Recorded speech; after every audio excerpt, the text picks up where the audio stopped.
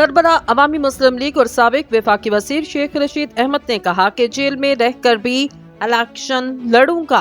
Lahore high court Rawalpindi bench के बाहर media से गुफ्तगू में शेख रशीद का कहना था, नवाज शरीफ ने बोलना शुरू कर दिया, अब मैं भी बोलूंगा। 1 जनवरी के बाद मैं प्रेस क्लब का दौरा करूंगा। इन्होंने कहा, चिल्ले से पहले हाई कोर्ट में पुलिस ने बयान दिया, इन पर कोई मुकदमा नहीं, जितने मुकदमात में नाम है अदालत ने इसकी तफसीलात मांगी। कल एटीसी में मेरी जमानतों पर फैसला किया जाएगा। साबिक वफाकी वजीर का कहना था, जेल में रहकर भी इलेक्शन लड़ूंगा। लतीफ कोसा, इत्तेसास सलेमान अकरम, सरदार अब्दुल रज़ाक, सरदार शहबाज को वकालतनामे दे दिए। अगर जेल में भी गया तो वो मेरे अटॉर्नी होंगे। शेख रशीद ने कहा, वो जो कहते थे वोट को इज्जत दो, वो बिलावल ने कल अनोखा लाडला से छीन लिया।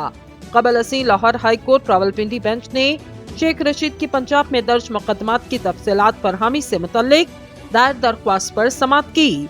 शेख रशीद अपने वकील सरदार अब्दुल रज़ाक, सरदार शहबाज के हमरा Lahore high court Rawalpindi bench के जस्टिस चौधरी अब्दुल अजीज की अदालत में पेश हुए।